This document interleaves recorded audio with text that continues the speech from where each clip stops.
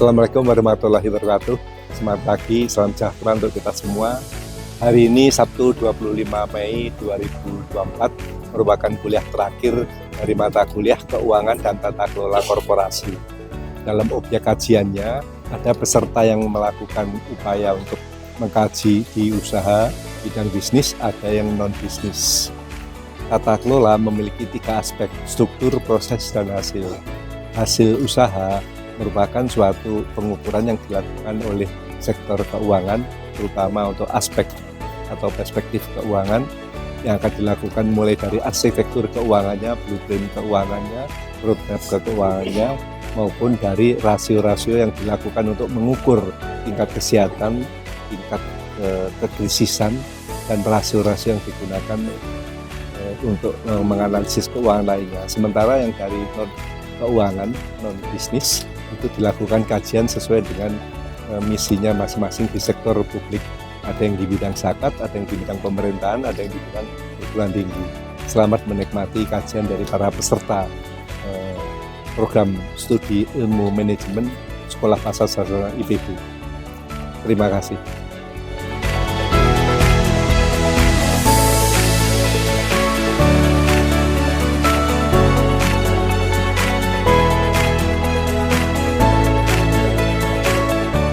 Krisis moneter 1998 telah menjadi momen penting dalam sejarah Indonesia.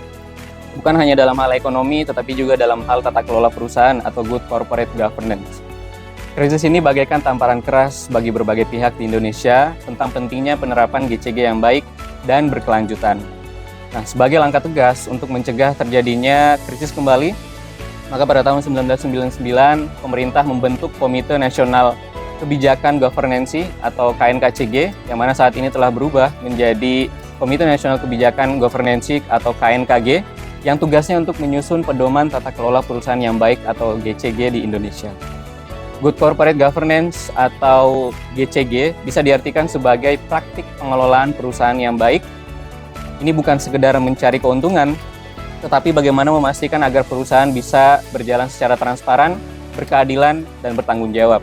Intinya, GCG adalah tentang prinsip, nilai, dan cara sebuah perusahaan dikelola.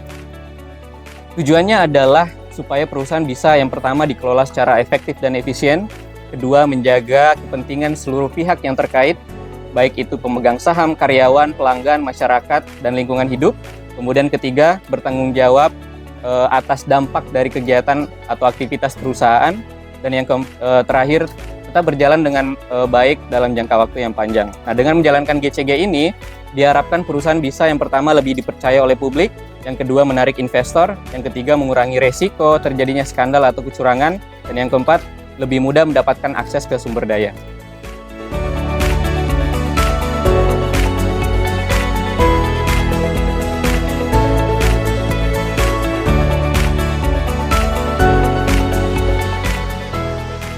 Tata kelola organisasi yang baik atau good corporate governance dibutuhkan untuk mengatur dan mengendalikan hubungan antara pihak manajemen organisasi dengan seluruh pihak yang berkepentingan terhadap organisasi mengenai hak-hak dan kewajiban mereka sesuai dengan visi misi perusahaan. Hal ini bertujuan menciptakan nilai tambah bagi semua pihak yang berkepentingan serta tercapainya tujuan dan program kerja organisasi secara efektif. Dalam prakteknya, tata kelola organisasi yang baik harus dibangun dan dikembangkan secara bertahap dengan melibatkan semua pihak yang berkepentingan. Organisasi harus berkomitmen terhadap penerapan tata kelola yang baik secara berkelanjutan. Organisasi harus membangun sistem dan pedoman tata kelola organisasi yang terintegrasi. Organ-organ dalam organisasi, termasuk karyawan, harus dibekali pemahaman dan pengetahuan tentang tata kelola organisasi yang baik sesuai dengan apa yang akan dijalankan organisasi. Selain itu, organisasi perlu melakukan pengawasan dan pembaharuan secara kontinu terhadap proses-proses yang terjadi dalam sistem tata kelola yang sudah dibuat sesuai peraturan dan kebijakan. Organisasi juga melakukan pengungkapan informasi mengenai tata kelola organisasi secara terbuka dan transparan.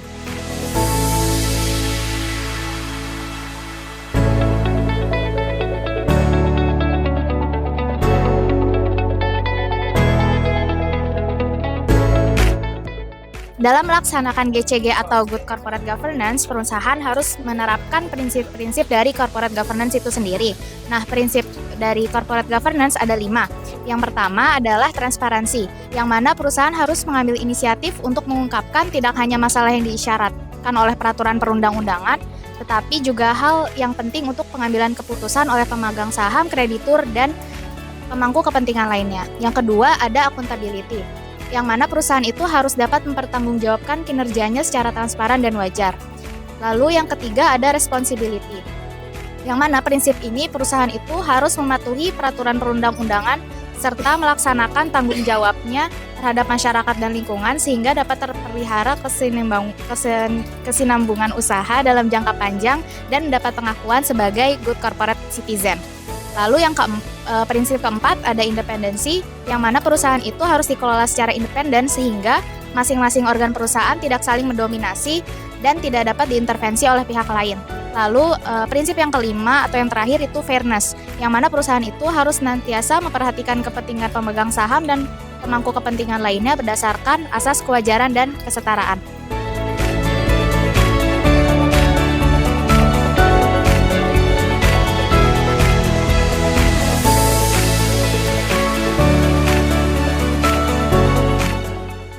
Struktur tata kelola korporasi terbagi atas 2, yaitu organ utama dan organ pendukung. Pada organ utama terdapat rapat umum pemegang saham atau RUPS, dewan komisaris, dan direksi. Rapat umum diselenggarakan oleh direksi atas perintah dari dewan komisaris. RUPS diselenggarakan dalam rangka mengambil keputusan penting terkait penanaman modal perusahaan dan mengambil keputusan atas hal-hal yang kewenangannya tidak diserahkan kepada direksi atau dewan komisaris. Dewan Komisaris bertanggung jawab untuk melakukan pengawasan kebijakan pengurusan dan memberikan nasihat kepada direksi. Dewan Komisaris harus memastikan bahwa tata kelola korporasi berjalan secara efektif dan berkelanjutan. Sedangkan untuk direksi bertanggung jawab dengan pengurusan perseroan yang diatur dalam perundang-undangan, anggaran dasar, ataupun keputusan RUPS. Pada organ pendukung, terdapat komite yang dapat dibentuk berdasarkan undang-undang yang berlaku dan sesuai dengan klasifikasi dan kategori risiko perusahaan. Yang terakhir adalah sekretaris perusahaan yang bertujuan untuk memberi informasi yang dibutuhkan oleh direksi atau dewan komisaris sebagai penghubung dengan pemangku kepentingan, dan yang terakhir adalah menata usahakan serta menyimpan dokumen perusahaan.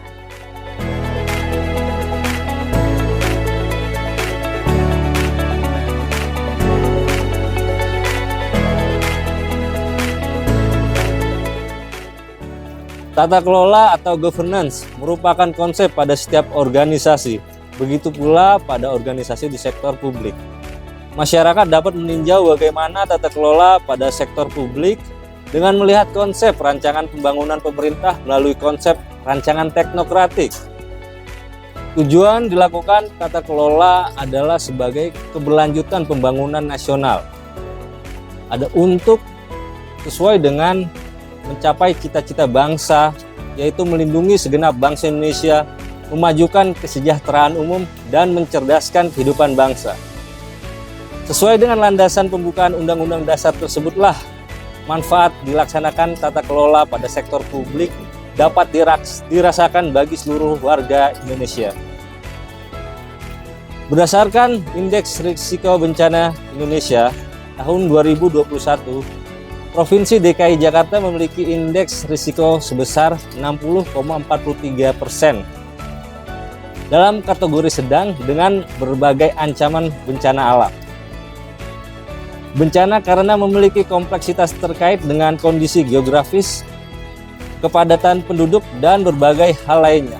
Sesuai dengan tujuan tata kelola pada sektor publik, antara lain melindungi segenap bangsa Indonesia, Badan Penanggulangan Bencana Daerah dibentuk dan beroperasi dalam sistem manajemen bencana yang berlandaskan pada Undang-Undang Nomor 24 Tahun 2007 tentang penanggulangan bencana dengan visi misi yang tertuang sejalan dengan tujuan nasional.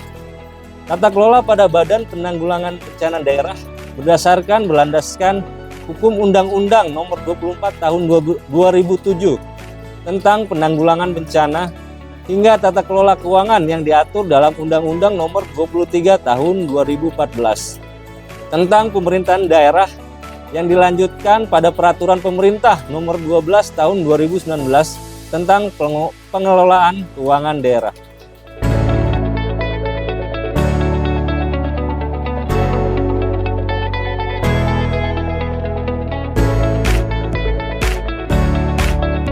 Badan Amil Zakat Nasional atau Basnas Republik Indonesia merupakan lembaga pemerintah non-struktural yang dibentuk berdasarkan amanah dari Undang-Undang Nomor 23 Tahun 2011 tentang pengelolaan zakat dengan tujuan yakni meningkatkan efektivitas dan efisiensi pelayanan dalam pengelolaan zakat dan juga meningkatkan kesadaran manfaat zakat untuk mewujudkan kesejahteraan masyarakat dan penanggulangan kemiskinan.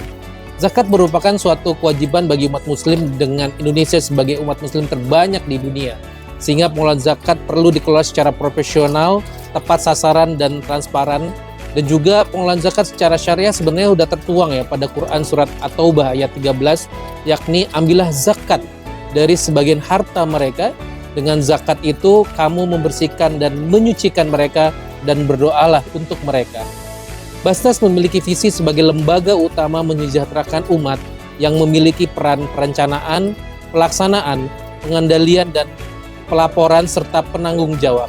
Dalam upaya Basnas terus meningkatkan kepercayaan publik, Basnas menerapkan prinsip 3A, yakni aman syar'i, aman regulasi, dan aman NKRI, serta memiliki 6 identitas visual, yakni akuntabel, kompeten, harmonis, loyal, adaptif, dan kolaboratif.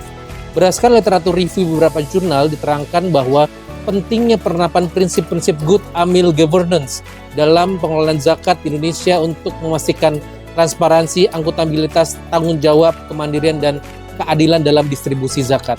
Untuk itu, terdapat 4 pilar dalam penguatan rencana strategis Basnas Republik Indonesia dalam memperkuat tata kelola zakat yang baik dengan mendepankan optimalisasi, evaluasi, dan perbaikan pada pilar-pilar, yakni pilar SDM Amil, yakni peningkatan pemahaman literasi, sertifikasi, dan coaching, pilar pengumpulan, yakni dengan membangun komunikasi publik yang baik untuk mendorong kepercayaan masyarakat, pilar penyaluran, yakni dengan mengedepankan program-program penyelesaian masalah sosial dan pengentasan kemiskinan, dan pilar pengendalian, yakni sebagai bentuk pengawasan untuk mendukung tata kelola yang baik dengan penerapan pilar-pilar tersebut. Maka Basnas Republik Indonesia terus mendapatkan kepercayaan publik untuk membayarkan zakat infak sedekahnya melalui Basnas dengan pertumbuhan sebesar 30% pada akhir tahun 2023 dengan capaian 881,5 miliar rupiah dan dengan target tahun 2024 ini sebesar 1 triliun rupiah. Tentu program-program penyaluran menjadi prioritas, yakni program kesehatan, kemanusiaan, pendidikan, ekonomi, dan dakwah. Dengan tata kelola yang baik ini, semoga semua masyarakat muslim di Indonesia dapat memahami makna zakat dan semakin percaya memenuhi kewajiban membayar zakat melalui Basnas Republik Indonesia.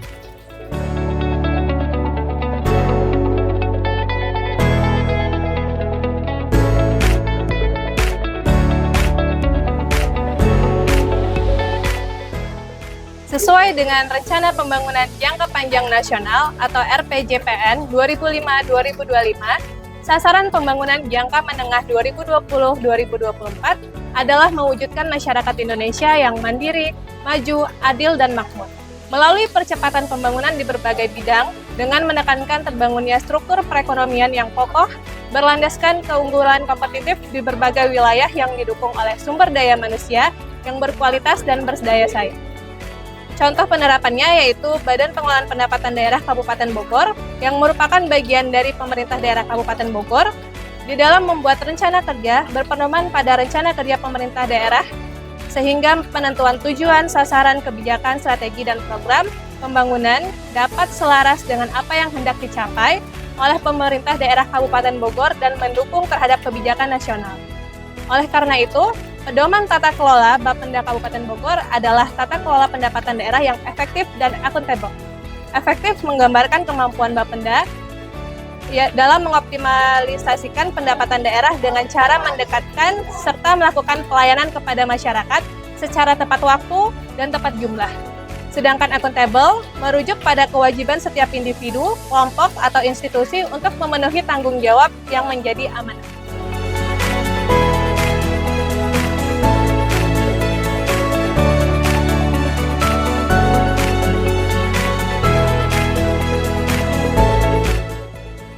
Dalam mengawasi perusahaan pembiayaan, POJK sendiri mempunyai regulasi, yaitu POJK 1 tahun 2016 tentang tingkat kesehatan keuangan perusahaan pembiayaan.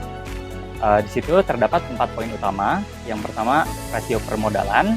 Yang kedua adalah kualitas piutang pembiayaan. Yang ketiga, rentabilitas. Dan yang keempat adalah likuiditas.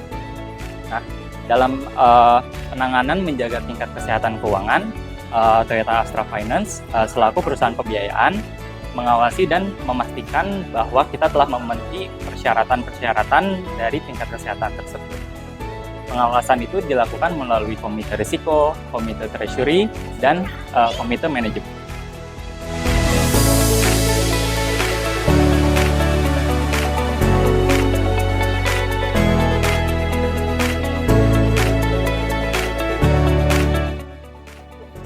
Oke, setiap perusahaan tentu saja harus menerapkan prinsip-prinsip tata kelola yang baik. Hal ini dikarenakan tata kelola yang baik dapat membantu kinerja perusahaan, mengurangi risiko, dan memastikan kepatuhan terhadap peraturan dan standar yang ada. Namun, kewajiban untuk menerapkan tata kelola setiap perusahaan akan berbeda-beda bergantung pada ukuran perusahaan, jenis perusahaan, struktur kepemilikan, industri, dan regulasi yang berlaku di negara perusahaan tersebut beroperasi. Salah satu perusahaan yang berkembang di Indonesia adalah perusahaan pembiayaan. Menurut Peraturan Otoritas Jasa Keuangan Nomor 30/POJK 5/2014 tentang tata kelola perusahaan yang baik bagi perusahaan pembiayaan, prinsip-prinsip tata kelola perusahaan yang baik diantaranya keterbukaan atau transparansi, akuntabilitas atau accountability, pertanggungjawaban atau responsibility, kemandirian, independensi, dan kesetaraan atau fairness. Tata kelola perusahaan yang baik bagi perusahaan diatur untuk meningkatkan pencapaian hasil usaha dan memaksimalkan nilai perusahaan bagi seluruh pemangku kepentingan berdasarkan peraturan perundang-undangan dan nilai-nilai etika yang berlaku. Tata kelola perusahaan itu sendiri terdiri dari kepemilikan manajerial, kepemilikan institusional, komisaris independen, dan komite audit. Setiap perusahaan wajib menyusun laporan penerapan tata kelola perusahaan yang baik pada akhir tahun, paling lambat 30 April di tahun berikutnya. Nah, namun di tahun 2020, peraturan OJK ini yang mengatur tata kelola perusahaan pembiayaan ini diperbarui menjadi Peraturan Otoritas Jasa Keuangan Nomor 29/POJK 5/2020 tentang perubahan atas Peraturan Otoritas Jasa Keuangan Nomor 30 POJK 5/2014 tentang tata kelola perusahaan yang baik bagi perusahaan pembiayaan. Terdapat perubahan pada peraturan OJK tersebut yang dimana ada penghapusan ayat dan ada penambahan pasal-pasal yang berlaku.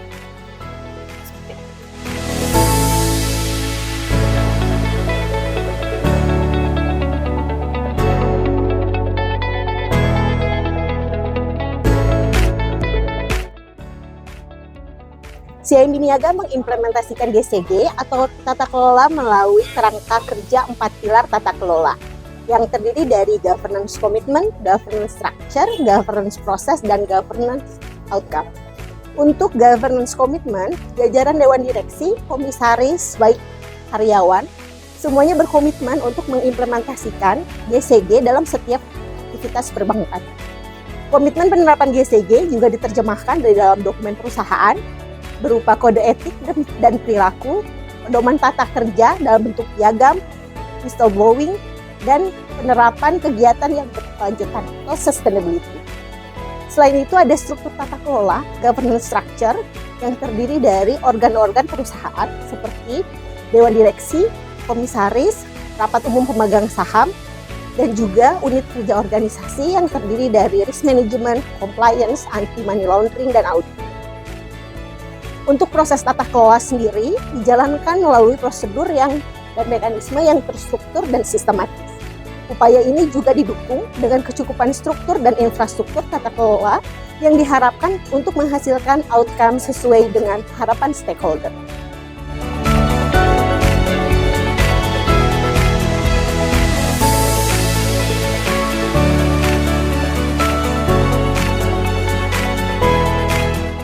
Kemudian, bagaimana roadmap pengembangan perbankan Indonesia di tahun 2020 sampai 2025? Ada 4 sektor pengembangan perbankan Indonesia di tahun 2020 sampai 2025. Di antaranya yaitu yang pertama, penguatan struktur dan keunggulan kompetitif dengan cara meningkatkan permodalan, mengakselerasi konsolidasi dan penguatan kelompok usaha bank. Ketiga, memperkuat penerapan tata kelola dan efisiensi. Dan keempat, mendorong inovasi produk dan layanan. Kemudian yang kedua ada akselerasi transformasi digital dengan cara memperkuat tata kelola dan manajemen resiko teknologi informasi. Kemudian mendorong penggunaan IT seperti Open API, Cloud, Blockchain, Super App, dan Omnichannel. Kemudian yang ketiga ada mendorong kerjasama terkait teknologi. Dan yang terakhir mendorong implementasi Advanced Digital Bank. Yang ketiga yaitu adalah penguatan peran perbankan terhadap ekonomi nasional dengan cara yang pertama mengoptimalkan peran dan pembiayaan ekonomi. Yang kedua itu mendorong pendalaman pasar keuangan melalui multi activities bisnis. Yang ketiga mendorong perbankan syariah menjadi katalis bagi ekonomi syariah. Yang keempat meningkatkan akses dan edukasi keuangan. Dan yang terakhir mendorong partisipasi dalam pembiayaan berkelanjutan. Yang keempat, yang terakhir yaitu penguatan perizinan, pengaturan, pengawasan dengan cara yang pertama memperkuat pengaturan dengan menggunakan pendekatan principle based. Yang kedua itu memperkuat perizinan melalui pemanfaatan teknologi. Yang ketiga meningkatkan pengawasan dengan pemanfaatan teknologi yang optimal atau supertage. Dan yang terakhir adalah memperkuat pengawasan konsolidasi kelompok atau kelompok usaha.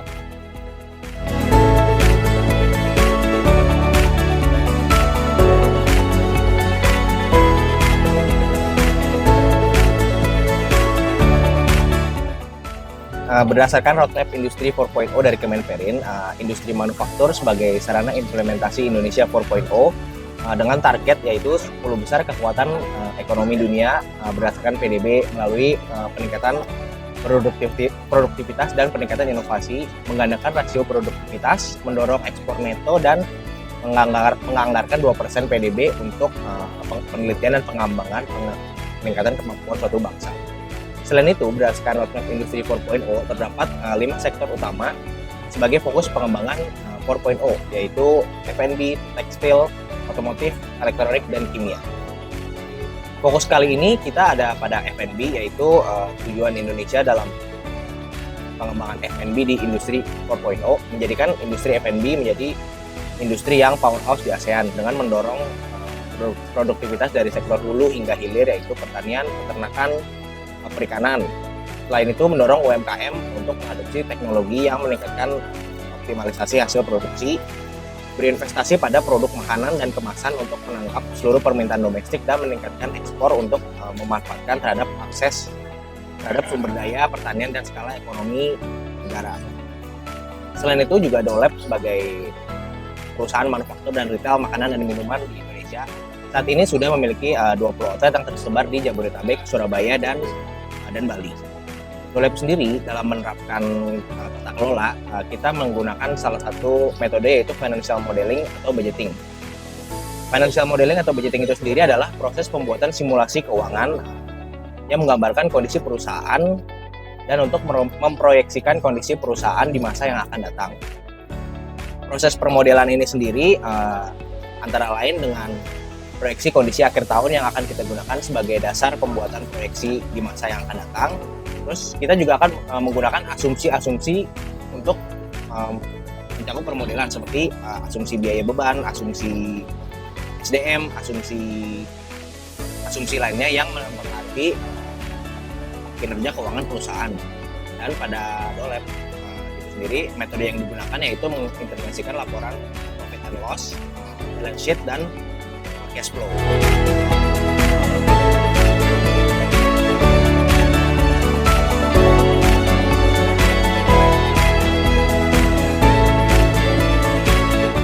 Undang-Undang PT atau UU PT berdasarkan pasal 109 angka 1 UU nomor 11 tahun 2020 tentang Cipta Kerja PT adalah badan hukum yang merupakan persekutuan modal, didirikan berdasarkan perjanjian. Melakukan kegiatan usaha dengan modal dasar yang seluruhnya terbagi dalam saham atau badan hukum perorangan yang memenuhi kriteria usaha mikro dan kecil sebagaimana diatur dalam peraturan undang-undang mengenai UMK. Berdasarkan Peraturan Nomor 8 Tahun 2021, kriteria modal mikro adalah usaha dengan modal di bawah 1 miliar dan usaha kecil dengan modal antara 1 miliar sampai dengan 5 miliar. Persyaratan pendirian perseroan yang pertama, PT Perseroan harus didirikan oleh warga negara Indonesia dan mengisi persyaratan pendirian dalam bahasa Indonesia. Yang kedua, WNI tersebut harus memenuhi syarat usia minimal 17 tahun dan cakap akan hukum. Selanjutnya, jumlah pemegang saham hanya 1 orang. Lalu pendirian PT Perorangan hanya dapat mendirikan PT Perorangan sebanyak 1 kali dalam kurun waktu 1 tahun.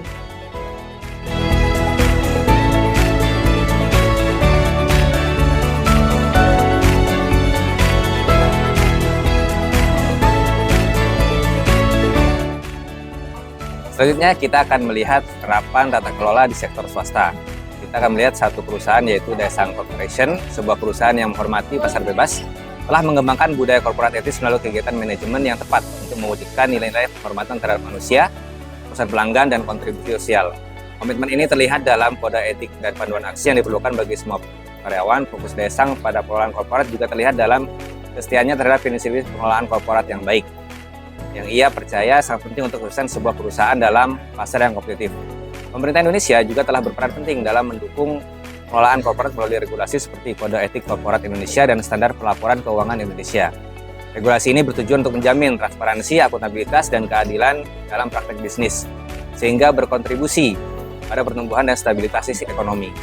Upaya pemerintah untuk mempromosikan pengelolaan korporat yang baik terlihat dalam inisiatif seperti Roadmap Tata Kelola Perusahaan Indonesia yang menekankan pentingnya pengelolaan korporat, perlindungan pemegang saham, dan transparansi dalam pengelolaan keuangan. Berdasarkan rencana strategis pemerintah tentang Rencana Induk Pembangunan Industri Nasional tahun 2015 atau sampai 2035, beberapa target pemerintah yaitu meningkatnya pertumbuhan industri yang diharapkan bisa mencapai 2 digit pada tahun 2035, sehingga kontribusi Indonesia dalam produk domestik bruto mencapai 30%. Daesang Corporation turut menjalankan rencana strategis pemerintah tersebut dengan terus mendorong pertumbuhan perusahaan yang signifikan. Secara finansial, Daesang Corporation memiliki kinerja keuangan yang solid, dengan rasio profitabilitas yang meningkat secara signifikan sejak tahun 2015. Sehingga dengan adanya perusahaan ini telah meningkatkan investasi dan penelitian dan pengembangan yang baik. Daesang Corporation telah menerapkan prinsip pengelolaan yang baik, termasuk penggunaan Dewan Komisaris Independen dan transparansi dalam pelaporan keuangan yang telah membantu peningkatan kepercayaan investor dan peningkatan nilai perusahaan. Dengan demikian, Daesang Corporation dapat dianggap sebagai perusahaan yang memiliki kinerja keuangan yang solid dan pengelolaan korporat yang baik, serta memiliki potensi untuk terus meningkatkan kinerja keuangan dan nilai perusahaan di masa depan.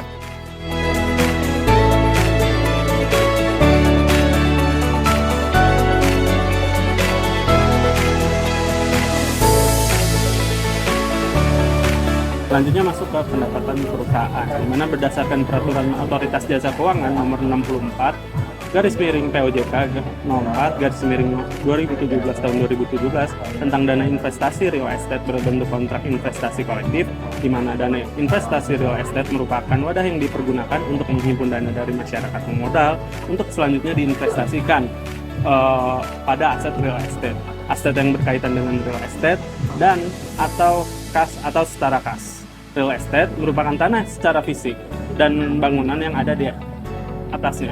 Aset yang berkaitan dengan real estate adalah efek perusahaan real estate yang tercatat di bursa efek atau diterbitkan oleh perusahaan real estate. Perusahaan real estate merupakan perusahaan yang kegiatan usaha utamanya di bidang real estate.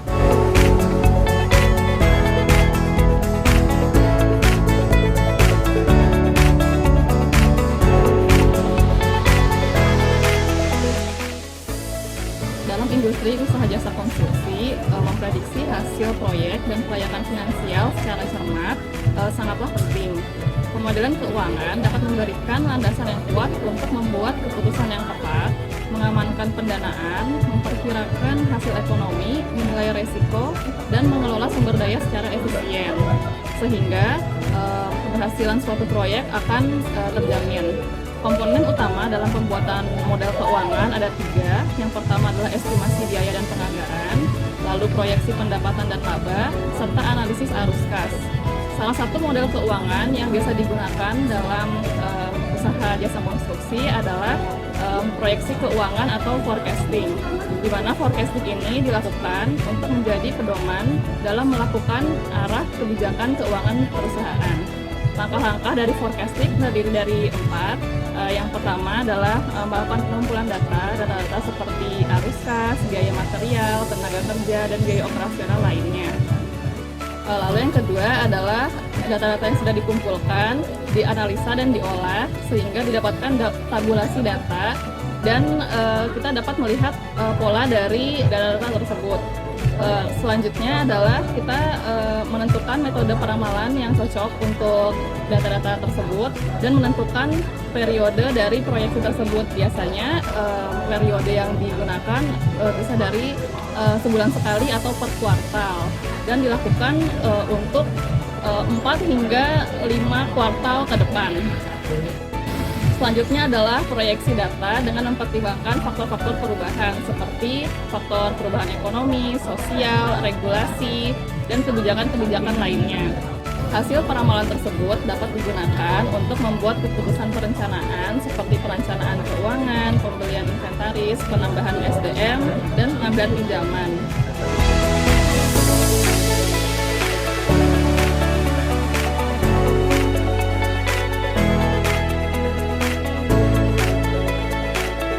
Demikianlah paparan dari 16 peserta program studi ilmu manajemen Sekolah Parsasarana IPB yang memaparkan fokusnya pada keuangan dalam lokus tata kelola korporasi maupun tata kelola publik yang telah disampaikan dengan sangat rapih oleh masing-masing peserta.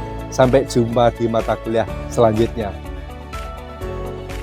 Terima kasih.